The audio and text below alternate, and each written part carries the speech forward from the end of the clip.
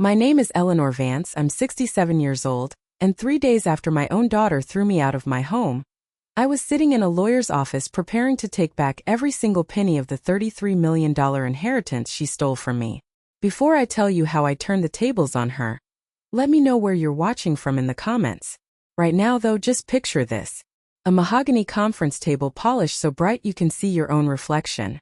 Me on one side, my daughter Jessica on the other, her face as white as a sheet of paper. Between us sat Arthur Gable, our family lawyer for 30 years. He slid a thick, blue-bound document across the table until it stopped right in front of her. His voice was quiet, but it cut through the silence like a razor. You missed one very important page, Jessica. To understand the pure, cold satisfaction I felt in that moment, you need to know how we got there. You need to know what happened 2 months ago, on the day we buried my husband, Richard. After 43 years of marriage, losing him felt like losing a part of my own body. The house, our beautiful home just outside of Boston, suddenly felt enormous and empty. Jessica and her husband, Mark, flew in from California for the funeral. Their grief seemed tailor-made, like a designer suit they put on for the occasion. They said all the right things, held my hand and called me poor mom. But I saw their eyes. I saw them scanning the living room, lingering on the antique furniture, the paintings Richard had collected. It wasn't the look of shared sorrow. It was the look of appraisers. The first real crack in their performance appeared a week after the funeral. I walked into Richard's study and found Jessica taking a picture of his Patek Philippe watch, the one he wore only on special occasions. It was his pride and joy. She jumped when she saw me, her smile a little too bright. "Just for the memories, Mom," she chirped. "I want to remember him just as he was." I nodded, but a cold knot formed in my stomach. 2 nights later I couldn't sleep. The grief was a physical weight pressing down on my chest. I took my laptop to the kitchen table, mindlessly scrolling through the internet, trying to distract myself. I don't know why, but I ended up on eBay. And there it was. Richard's watch. Her photo was unmistakable. You could even see the corner of his mahogany desk in the background. The listing was clinical, cold. The price was $25,000. It wasn't a punch to the gut. It was a slow, cold blade twisting inside me. This wasn't about memories. This was about cashing in on them before the body was even cold. That was only the beginning. The next week, the psychological pressure started. Mark would leave glossy brochures on the kitchen island. Sunny Meadows Senior Living, one was called. Golden Years Community, read another. He'd pretend he left them there by accident. "Oh that," he'd say, all casual. "Just some things I picked up. Thought you might be interested in a community with activities. Less for you to worry about." They were planting seeds, watering them with fake concern. Jessica would sit with me, holding my hand, her voice dripping with sympathy. "Mom, this big house. It's just too much for you. All these painful memories in every room. You need a fresh start." The way she said memories started to sound less like a comfort and more like a threat. They weren't trying to help me heal, they were trying to push me out. They wanted the house, the inheritance, all of it. And they were just getting started. I saw them get out of the car carrying suitcases. My heart sank. I thought finding the watch on eBay was the worst of it. I was so wrong. The final blow came on that rainy Tuesday morning. A day I'll never forget. And what Jessica said to me then, standing in the doorway of the home I had built, would change everything forever. The rain was coming down in sheets, plastering wet leaves against the bay window. Mark pulled their rental car, a slick black SUV, into the driveway. Jessica got out first, not even bothering with an umbrella, and started pulling 2 large, expensive-looking suitcases from the trunk. I opened the front door, a question already forming on my lips, but Mark cut me off. "Eleanor," he said, his voice smooth and practiced like he was closing a deal. "There's been a change of plans." They stepped inside, dripping water onto the hardwood floors I'd polished just last week. Jessica didn't even look at me. She was looking around the foyer, her eyes taking in the space, already redecorating it in her mind. "Mark got the promotion," she announced, finally turning her cold eyes on me. "The big one. Head of the Boston office. We need to move here. Immediately." I just stared at her. My mind was a fog of grief and confusion. "Move here? Into this house?" "Well, obviously," she snapped. "It's perfect for us. Close to the city, great schools for the kids when they visit. It just makes sense. But Jessica, this is my home, I whispered. The words felt foolish and weak as soon as I said them. That's when the mask didn't just slip. She ripped it off and threw it on the floor. Her face, which had been a portrait of concerned sympathy for 2 months, hardened into something I barely recognized. It was sharp, cruel, and triumphant. Actually, Mom, she said, pulling a folded piece of paper from her purse and slapping it onto the hall table. According to Dad's will, it's my home now. He left me everything. The house, the investments, all of it. I picked up the paper. It looked official. It had Richard's name on it. It had legal jargon I couldn't understand. But I knew my husband. I knew his heart. This document felt like a forgery of his very soul. No, I said, my voice shaking. There's been some mistake. Your father would never. Dad knew I'd take care of his legacy, she cut in, her voice rising. He knew you didn't understand money. He knew you'd probably just give it all away to some charity. He wanted his hard work to stay in the family, with someone who knows what to do with it. Just the wife. Those were the words she didn't say, but they hung in the air between us, thick and suffocating. 43 years of my life, of building this home, of raising her, of supporting Richard's career, all reduced to an inconvenience. Problem to be managed. And then she delivered the final blow. The words that will be etched into my memory until the day I die. She took a step closer, her voice dropping to a low, venomous hiss. I've been letting you stay here out of the kindness of my heart. But that's over. You need to pack your things and get out. Go find a ditch to die in, you're worthless now. The air left my lungs. The world tilted. Go find a ditch to die in. My own daughter. My only child. I don't remember packing. It's a blur of numb movements.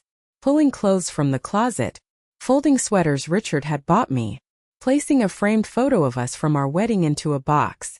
Mark stood in the doorway, a silent guard making sure I didn't take anything of value. Jessica had already called a car service. Within an hour, I was standing on my own front porch with 2 suitcases and a small box. Mark carried them to the waiting black car. He wouldn't meet my eyes. He just opened the door. As I got in, Jessica came out. She pushed a wad of cash into my hand. It was $200. This should hold you over for a few days, she said, as if she were tipping a bellhop. Get yourself settled. The car pulled away from the curb. I watched my home, the place where I'd lived and loved and cried for over 4 decades, disappear in the rain-streaked rear window. The driver was a quiet man who just followed the address Mark had given him. He dropped me in front of a place called the Colonial Inn. It was a rundown, 2-story motel by the highway, its sign flickering weakly in the gray afternoon. I paid for 1 night and took the key to my room. It smelled of stale cigarettes and desperation. I sat on the edge of the lumpy bed and stared at the peeling paint on the walls. And I cried. I cried for Richard. I cried for the woman I used to be.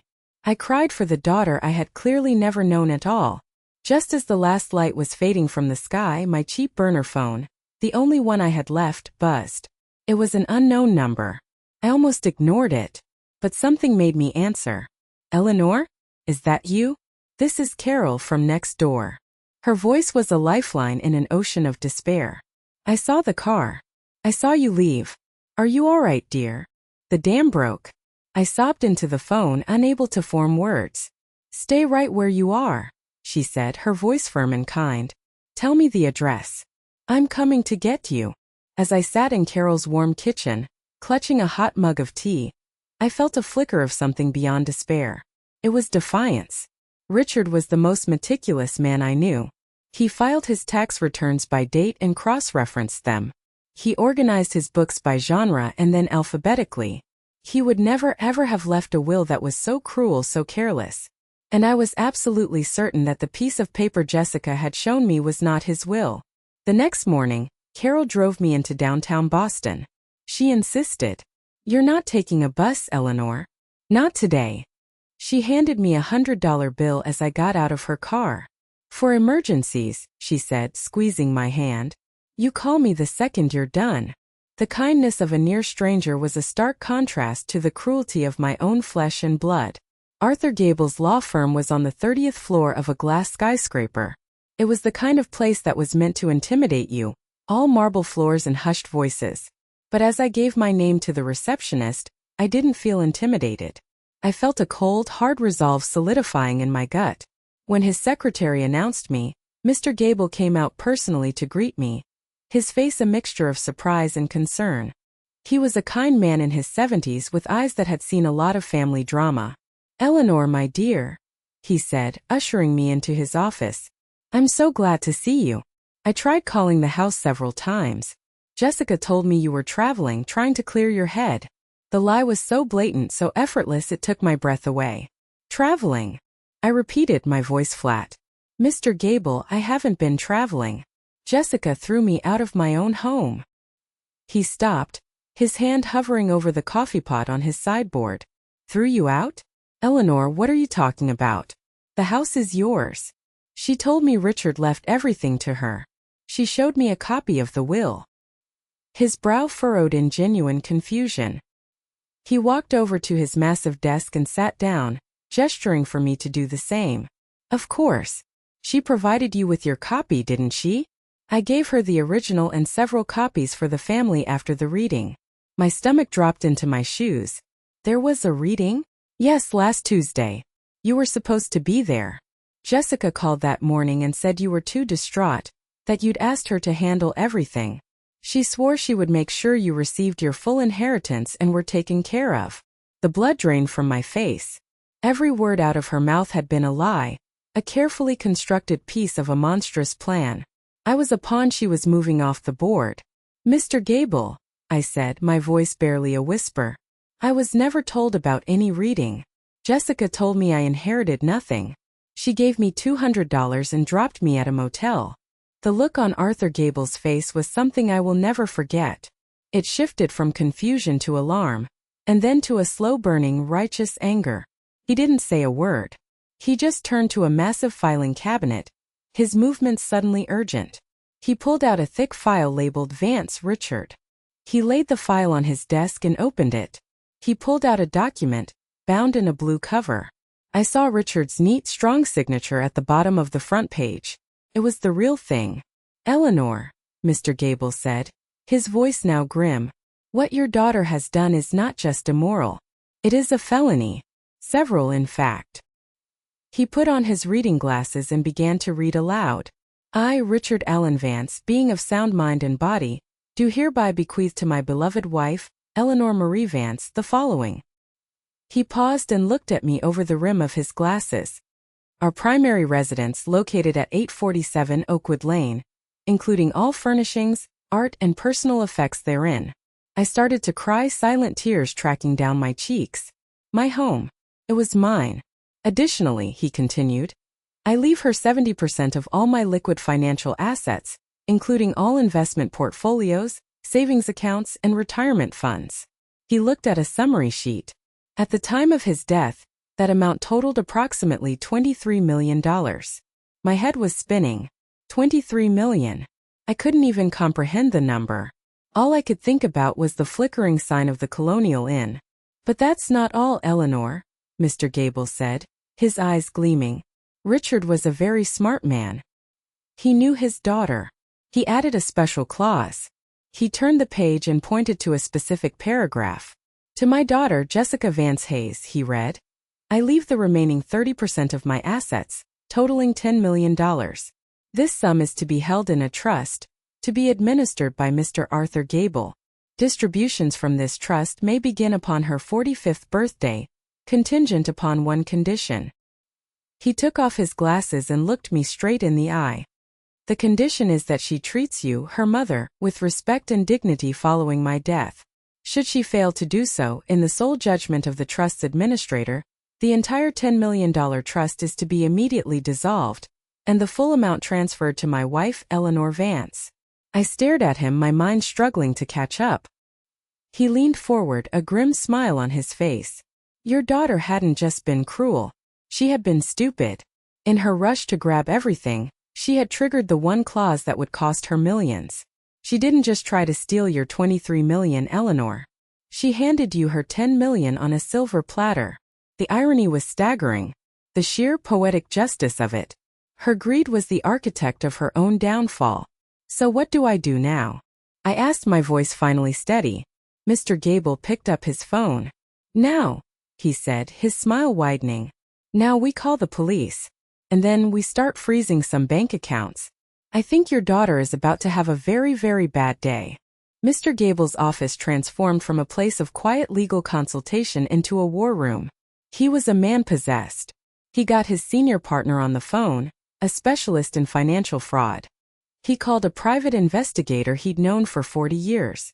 And he called Detective Miller at the Boston Police Department, a man he'd clearly worked with before. I just sat there, sipping the coffee his secretary brought me, and watched a master at work. It was like watching an orchestra conductor bringing all the instruments into a powerful crescendo. She gave her a forged document, Bob. He barked into the phone to the detective. Coerced her out of her home. Elder abuse, financial fraud, forgery. We've got a buffet of felonies here. The plan was simple and brutal. Step 1 was to protect the assets. Mr. Gable got on a conference call with the legal departments of 3 different banks. With the original will and Richard's death certificate, he had the authority. I want an immediate freeze on all accounts associated with the estate of Richard Vance, he commanded. No transactions in or out. Yes, I'm aware Jessica Hayes was recently added. Her access is to be revoked. Immediately. While he was doing that, I used his office phone to call my credit card company. The one card Jessica hadn't taken from me. I had them cancel it and issue a new one to be sent to Mr. Gable's office. Every loose end was being tied up. Every escape route was being sealed. The private investigator, a gruff ex-cop named Sal, came in. He looked at the fake will Jessica had given me. Amateur hour, he grunted. But she had to get this notarized somewhere. I'll find out who. He was out the door in less than 10 minutes. By 2 p.m. the trap was set.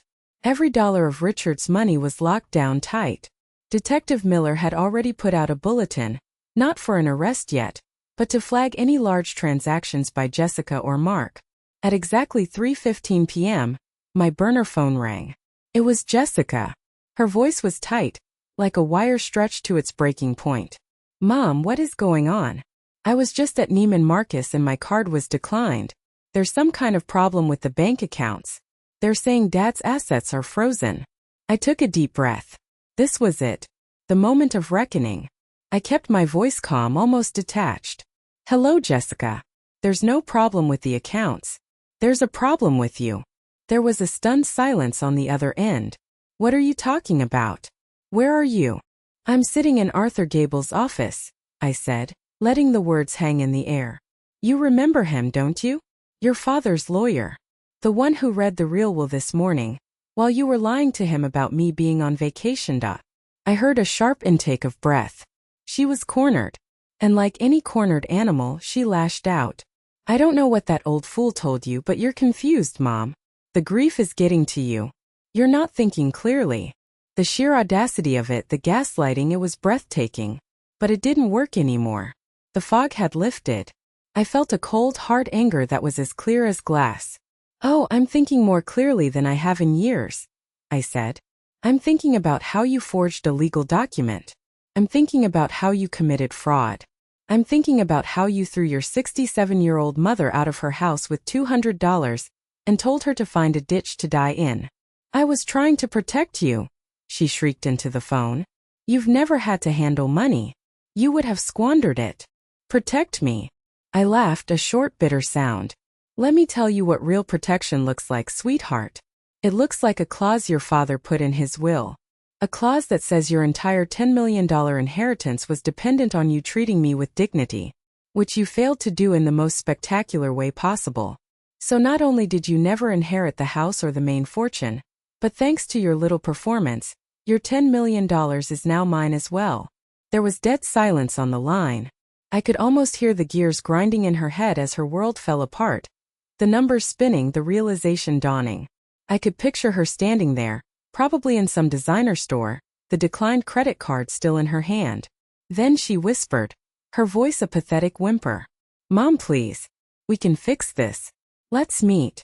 We can talk about this. Oh, we'll be talking, all right, I said, my voice like ice. We'll have a nice long talk when you're being arraigned. Detective Miller of the Boston PD is very interested in hearing your side of the story. I'll give you his number if you'd like. I hung up the phone. I didn't slam it down. I placed it gently back in its cradle. I looked at Mr. Gable, who was watching me with a look of pure admiration. The nightmare wasn't over. But for the first time since Richard died, I felt like I was awake. And I was ready to fight. The next phase of the operation was swift and surgical. Detective Miller had everything he needed. The original will, the forged document, my testimony, and now, the bank records showing Jessica's immediate attempts to access and spend the inheritance. The private investigator, Sal, had worked his magic in record time. He'd found the notary who had stamped the fake will. It was a guy working out of a seedy check-cashing place who, for a few $100s, would notarize his own mother's death certificate if it meant a quick buck. He'd already given a sworn statement in exchange for a lesser charge. But Detective Miller advised us to wait a day. Let them sweat, he said over the phone. Let them think they might be able to talk their way out of this. They'll make mistakes. They always do. He was right. The calls started coming in that evening. First it was Mark. His voice was all smooth reason, the voice he probably used on clients he was about to swindle. Eleanor, I think there's been a terrible misunderstanding, he began. Jessica is emotional. She's not thinking straight since her father's funeral. Involving the police is an overreaction. Was forging a will an overreaction, Mark? I asked, my voice cold. Was leaving me at a roadside motel an overreaction? He stammered. I wasn't fully aware of the details. Victoria was handling the estate.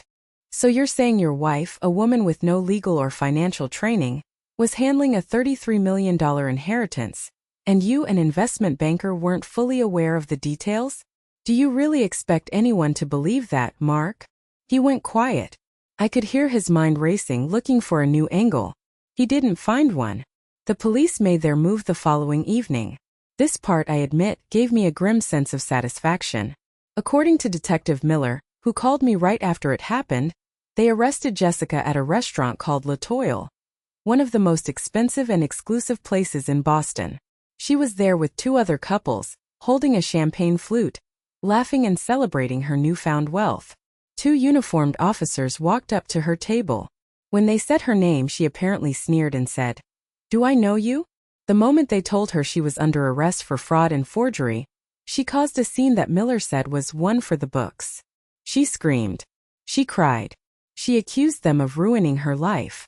The whole restaurant went silent. They cuffed her right there in her designer dress and walked her out past 100 pairs of staring eyes.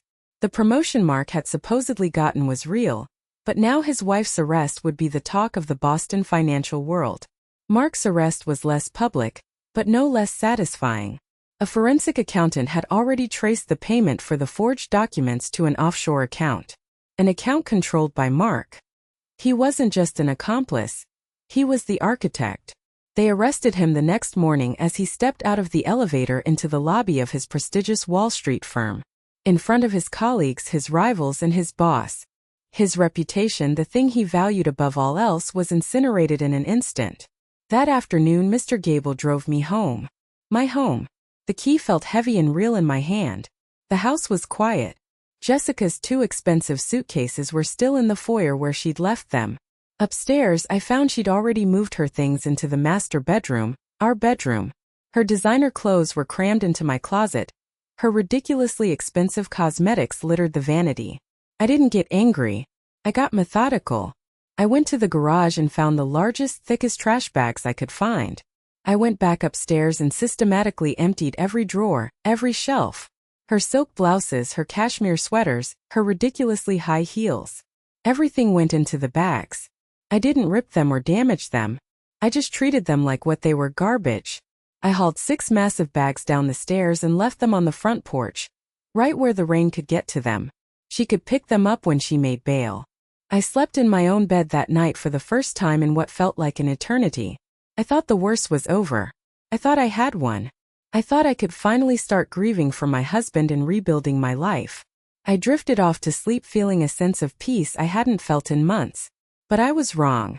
The real nightmare, the one Richard had been hiding from me for years, was just beginning to reveal itself. A week passed in a blur of legal paperwork and quiet moments rediscovering my own home. Jessica and Mark had made bail, paid for by Mark's wealthy parents, and were awaiting their arraignment. I had the locks changed. I started boxing up Richard's clothes to donate, a task that was both heartbreaking and healing. I was starting to feel a fragile sense of normalcy return. Then one morning the doorbell rang. Through the peephole, I saw a woman who looked like she'd stepped out of a magazine. Perfectly coiffed silver hair, a crisp Chanel suit, and a diamond necklace that could probably fund a small country. I knew immediately who she was. Diana Hayes, Mark's mother. I opened the door. Her smile didn't reach her cold, calculating eyes. "Eleanor," she said, her voice smooth as silk, "I think it's time you and I had a rational discussion." Against my better judgment, I let her in. She settled onto my sofa as if she owned it, placing her alligator skin purse beside her. "My son has made some unfortunate choices," she began, as if he'd merely chosen the wrong wine at dinner. "He was led astray by your daughter's grief and ambition. But prosecuting him seems rather vindictive, don't you think?" I stared at her. The audacity was stunning. "Vindictive? Your son helped forge legal documents, steal my inheritance, and throw me out of my own house." "He was protecting his family's interests," she said without batting an eye. "Kevin's lawyer believes we can reach a settlement that benefits everyone. Let's be practical. This public spectacle is helping no one." "What kind of settlement?" I asked, my voice dangerously quiet. She leaned forward, smelling victory. "Kevin's family is prepared to be very generous to compensate you for your inconvenience. We will ensure the charges against Jessica proceed. She was the primary instigator after all. In exchange for you dropping all charges against Kevin, we are prepared to offer you $5 million. Tax-free. $5 million. The amount was staggering. It was a bribe, wrapped in the language of a corporate negotiation. She wanted me to sell my justice so her son could walk free, so his career wouldn't have a stain on it. "My answer is no," I said. The polished facade cracked just for a second, a flash of fury in her eyes. "Don't be a fool, Eleanor. Think about what a trial will entail. The press, the humiliation. It will drag your family's name through the mud." "My family's name was already dragged through the mud the moment your son decided to become a common criminal," I shot back. She stood up, her composure completely restored. She was playing her trump card now. Her voice was low, almost a purr, but it was laced with venom. "Very well. But you should know that in the interest of preparing for his defense, Kevin's legal team has done a deep dive into your late husband's business affairs. They found some interesting activities. It would be a terrible shame if certain financial irregularities from your husband's consulting firm became public during the trial." The threat hung in the air, cold and heavy. She wasn't just threatening to embarrass me. She was threatening to destroy Richard's memory. "I think we're done here," I said, walking to the door and opening it. She paused on her way out, turning back to me with a smug little smile. "Just think about it, Eleanor. Who do you think a jury will believe is the real criminal in this situation?" After she left, my hands were shaking. I called Mr. Gable immediately and told him everything. "It's a bluff, Eleanor," he said, trying to reassure me. "A desperate move. They're trying to muddy the waters." "But what if it's not?" I whispered. "What if there's something there?" Richard's consulting firm had always been a bit of a black box to me. He handled the finances, I handled the home. It was a traditional arrangement, one I'd never questioned. Until now. That night I couldn't sleep. The house felt different again. Unsettling. Diana's threat echoed in my mind. Around 2 a.m., I got out of bed and went to Richard's study. His sanctuary. The room was exactly as he'd left it. His leather chair, his reading lamp, and his massive locked filing cabinet in the corner. He'd always been private about his business records. "Boring stuff, honey," he'd always say. "Nothing for you to worry about." The key was in its usual hiding place, in a small porcelain box on his desk. My fingers trembled as I unlocked the cabinet. It was filled with dozens of neatly labeled files. But behind the regular files in the very back was a single large unlabeled black ledger. My blood ran cold. I opened it. And what I found inside, pages and pages of handwritten notes, names I didn't recognize and numbers that made no sense, made the blood in my veins turn to ice. It was all there in black and white. Invoices to shell companies I'd never heard of. Payments from offshore accounts in the Cayman Islands. My husband, the man I loved for 43 years, was not the man I thought he was. Not even close. The next day, Mr. Gable sent over a forensic accountant. Her name was Maria. A sharp, no-nonsense woman who looked at the black ledger with an unnerving lack of surprise. She spent 6 hours in Richard's study, surrounded by papers, her fingers flying across a calculator. I paced the living room, feeling like a defendant waiting for a verdict. Finally, she emerged from the study, her face grim. She sat me down at the kitchen table. "Eleanor," she began, her voice gentle but firm. "I'm not going to sugarcoat this. Your husband was running a very sophisticated, very illegal operation." "What kind of operation?" I asked, though I think I already knew. "Money laundering," she said, the words landing like stones. "Based on this ledger, he was washing money for a major organized crime family in New England. We're talking about millions of dollars over at least the last 12 years. His legitimate consulting firm was the perfect front." The room started to spin. 12 years. For 12 years, the man I slept next to every night had a secret life I knew nothing about. The charity galas we attended, the vacations we took, the very house I was sitting in. What part of it was tainted? All of it. "What does this mean for me?" I whispered. "For the inheritance?" Maria's expression was full of pity. "It means the entire $33 million estate is in jeopardy. Every penny can be considered proceeds of criminal activity. If the FBI gets wind of this, they can, and likely will, seize everything. The house, the investments, the bank accounts.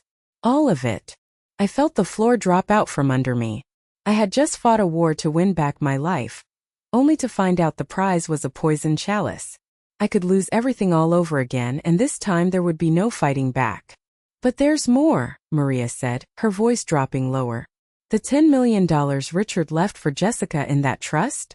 According to these records, that money came directly from a series of very specific, very dirty transactions. It's the most easily traceable part of the whole scheme." I stared at her, not understanding. "What I'm saying," she explained, "is that Diana Hayes wasn't bluffing. She and her son didn't just stumble upon this. They must have known. Kevin, as an investment banker, would have recognized the patterns. This wasn't a threat, it was a calculated move. They are holding a nuclear bomb, and they're ready to use it." And then my phone rang. The caller ID said, "Jessica." My hand trembled as I answered it. Her voice was different.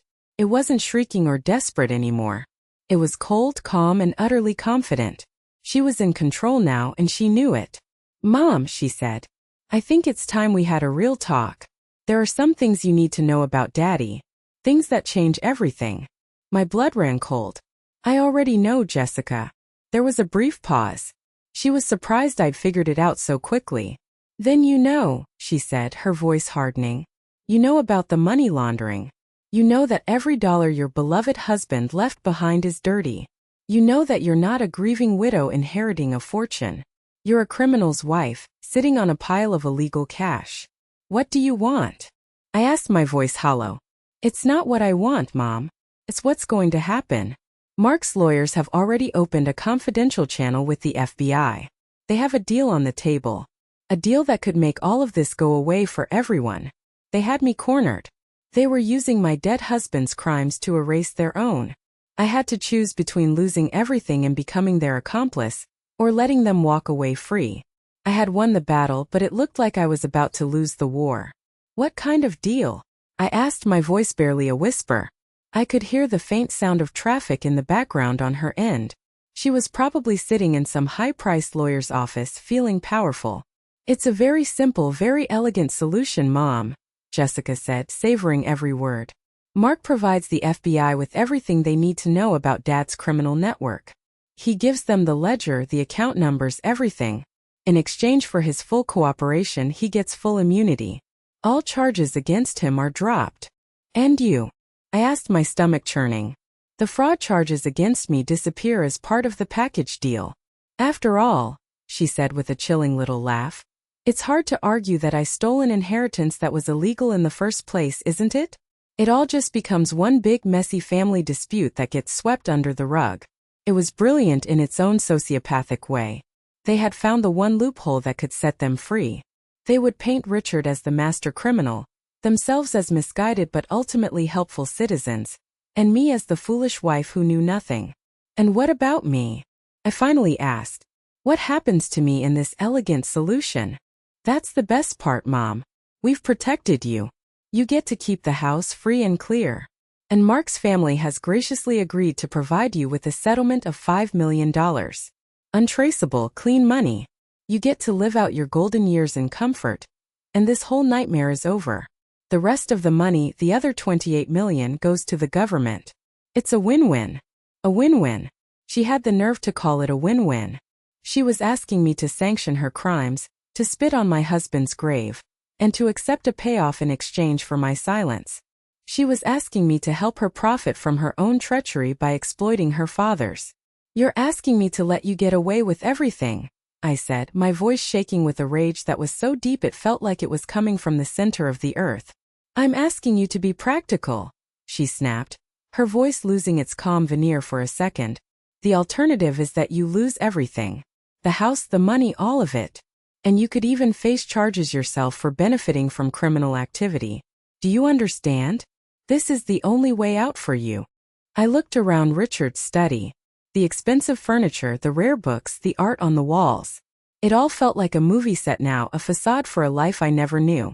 For 43 years I had been married to a stranger. And I had raised a daughter who had inherited more than just his money.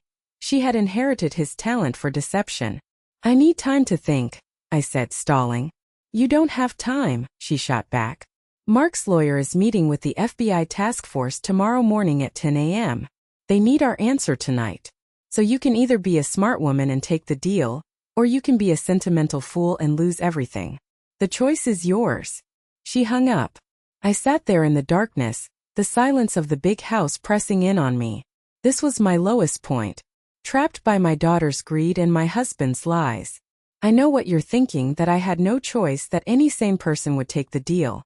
And for a moment I considered it. I could take the $5 million, keep the house, and try to forget this ever happened. I could be safe. But then I thought about Jessica's triumphant voice. I thought about Mark's smug face. I thought about Diana Hayes and her checkbook justice. And I knew I couldn't do it. Letting them win would be a betrayal of everything I believed in. It would mean that in the end they were right. I was just a weak, foolish old woman who could be bought and managed. They had underestimated me. They always did. They thought they had backed me into a corner. What they didn't realize was that when you back someone like me into a corner, you don't break them. You make them dangerous. I picked up the phone. But I wasn't calling Jessica. I was calling the one number they never ever expected me to dial. My hand was steady as I dialed the main number for the FBI's Boston field office. When a calm, professional voice answered, I didn't hesitate. My name is Eleanor Vance, I said, my own voice sounding surprisingly strong. I am the widow of Richard Vance.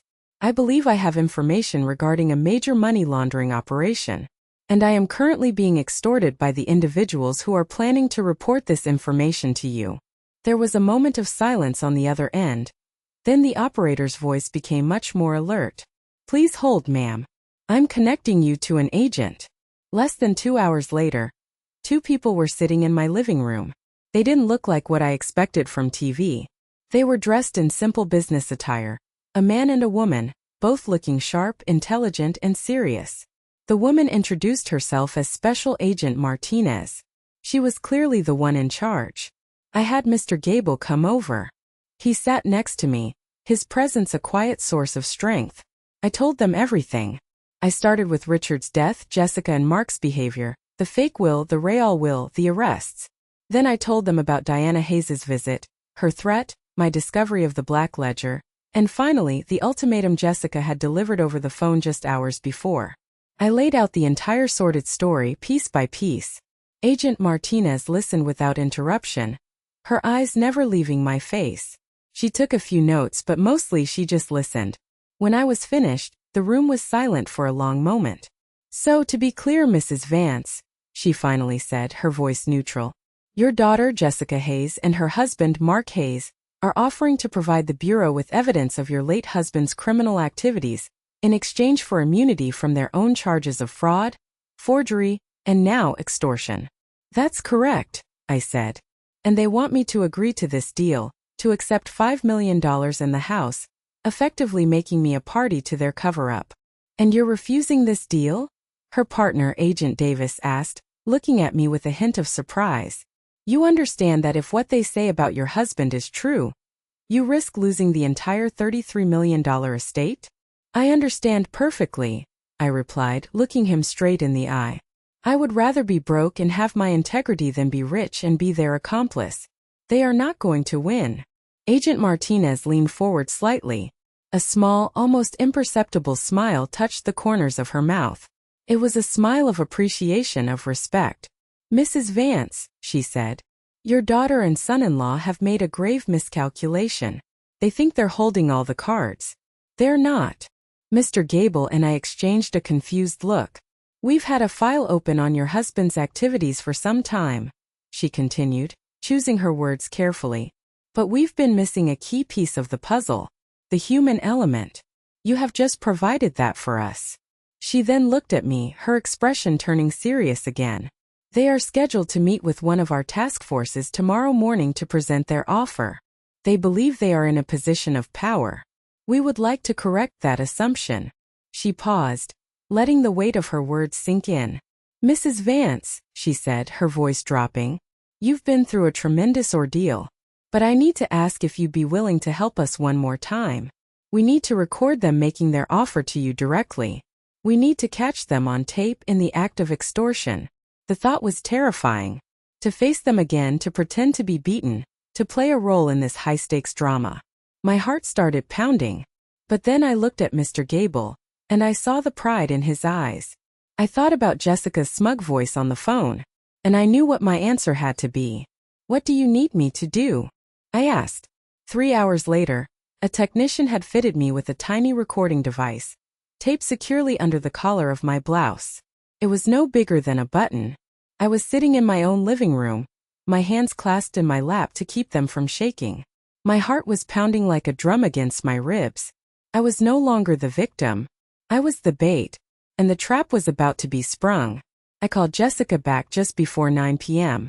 I pitched my voice to sound shaky, defeated. Jessica, I said, a little quaver in my voice. It's Mom. I'll take the deal. I could almost hear the triumphant smile in her voice. I knew you'd see reason, Mom. That's very smart of you. We'll come over in the morning to go over the paperwork before we meet with the FBI. No, I said, following Agent Martinez's instructions to the letter. I want to do this tonight. I can't sleep. I need this to be over. Bring whatever I need to sign. Just let's get it done. There was a pause. She was suspicious. All right, she said slowly. We'll be there in an hour. The next hour was the longest of my life. Agent Martinez and Agent Davis were in the kitchen, monitoring the equipment. 2 other agents were in a parked van down the street. Mr. Gable sat in an armchair in the corner of the living room, pretending to be my legal counsel, there to review the documents. The house was quiet, but it was electric with tension. At exactly 10:15 p.m., their headlights swept across the living room window. My heart leaped into my throat. Martinez's voice crackled in the tiny earpiece I was wearing.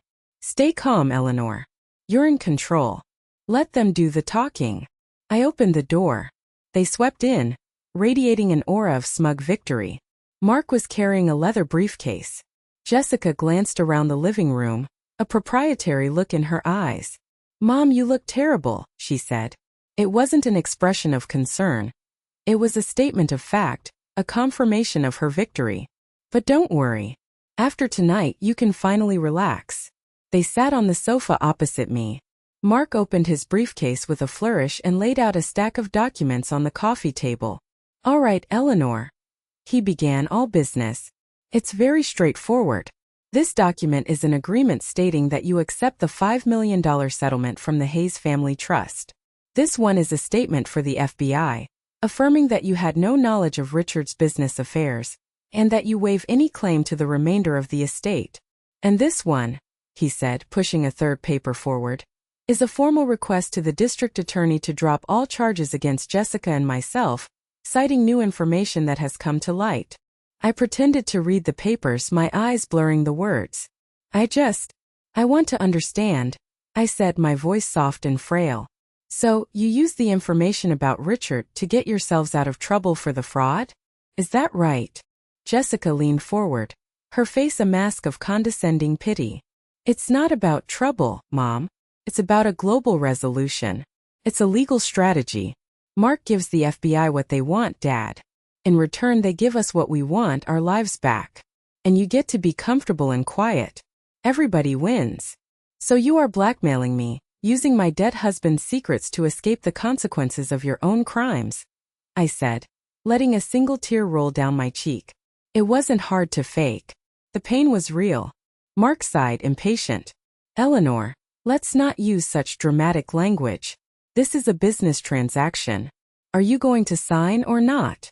I just want to hear you say it clearly, I said, looking from his face to Jessica's. I want to hear you say that you are using this information about Richard to force me to drop the charges. Jessica rolled her eyes. For God's sake, Mom, yes. Is that what you need to hear? We have leverage and we are using it. That's how the world works. Now sign the papers. That was it. That was the magic phrase. Agent Martinez's voice was calm in my ear. We've got it, Eleanor. It's over. Just as Mark was pushing a pen into my hand, the front door burst open. Agent Martinez and Agent Davis stormed in, badges held high. 2 other agents came in through the back. FBI. Nobody move. Martinez's voice boomed through the quiet living room. The color drained from Jessica's face. Mark froze, his hand still holding the pen, his mouth hanging open in a perfect O of disbelief. They looked from the agents to me, their minds finally putting the pieces together. The betrayal in their eyes was absolute. Jessica Hayes, Mark Hayes, Agent Martinez said, her voice ringing with authority as she cuffed Mark. You are under arrest for conspiracy to commit wire fraud, extortion of a federal witness, and obstruction of justice. As Agent Davis cuffed a stunned and silent Jessica, Mark finally found his voice. He wasn't yelling. He was speaking directly to me, his voice low and menacing. You have no idea what you've done, Eleanor. You think you're safe? The people Richard was involved with, they don't like federal attention. You've just painted a target on your own back. Agent Martinez paused. Mr. Hayes, she said coolly, did you just threaten a federal witness in front of 4 FBI agents? She looked at him and then added, add witness intimidation to the list of charges. They were let out of my house, their perfect strategic world in ashes around them. After the door closed, an incredible silence filled the room. I looked at Mr. Gable. He was smiling. Then Agent Martinez turned to me. There's one more thing you need to know about your husband, Eleanor, she said, her expression unreadable. And it changes everything. I thought my heart had been through enough shocks for one lifetime, but I was wrong. I sank back into my armchair, feeling suddenly exhausted. What else could there possibly be? I asked. Agent Martinez sat down on the sofa where Jessica had been just moments before. She opened a thin file she was carrying. It wasn't thick with evidence. It contained only a few pages. Eleanor, she began, her voice losing its official edge and becoming more human. For the last 12 years, the FBI has been running a deep cover investigation into the financial operations of the Costello crime family, one of the most powerful and elusive organized crime syndicates in New England. The name meant nothing to me. I just stared at her, confused. They were masters at laundering their money, she continued. They used a network of legitimate-seeming businesses as fronts. For years we couldn't crack it. Their system was too sophisticated. We needed someone on the inside. Someone with impeccable financial skills, a legitimate business of his own, and nerves of steel. Someone they would trust. She paused, letting her words sink in. My mind was racing, trying to connect the dots, but it seemed impossible. 12 years ago, Agent Martinez said, looking me directly in the eye, your husband, Richard Vance, came to us. He had been approached by the Costellos. They wanted him to be their primary money manager.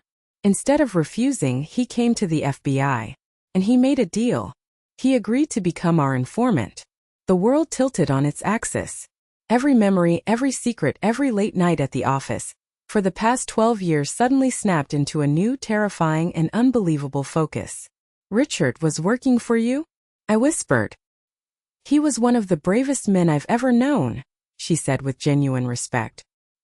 "He wasn't a criminal, Eleanor. He was a hero. For 12 years he risked his life every single day walking a tightrope. He fed us information, transaction records, names, dates. He single-handedly built the foundation of the case that is going to dismantle their entire empire." I was speechless. My husband, the quiet, meticulous man I thought I knew, had been living a double life straight out of a spy novel. The black ledger, the shell companies, it was all part of his cover. But the money? I stammered. "The $33 million. Maria, the accountant, she said it was dirty." "The money is completely 100% clean," Agent Martinez corrected me. As part of his agreement with the federal government, Richard was allowed to keep a percentage of the funds he laundered. It was his payment for services rendered, and it was essential to maintaining his cover. He had to live the part. That $33 million is not the proceeds of crime. It is the legally earned salary for one of the most successful long-term undercover operations in the Bureau's history. Tears began to stream down my face. But they weren't tears of sadness or fear anymore. They were tears of overwhelming pride, of grief for a man I was only now beginning to understand. He hadn't been a criminal. He had been protecting us in a way I could never have imagined. He had built a fortress of wealth around me, not from greed but as a final act of love. "Why didn't anyone tell me?" I asked. "The investigation was active until the moment of his death," she explained. "It was compartmentalized at the highest levels. His handler didn't even know he had a family. It was for your protection. If you didn't know anything, you could never be a target." The irony was almost too much to bear. It was a truth so incredible, so secret, that my own daughter had mistaken it for a crime.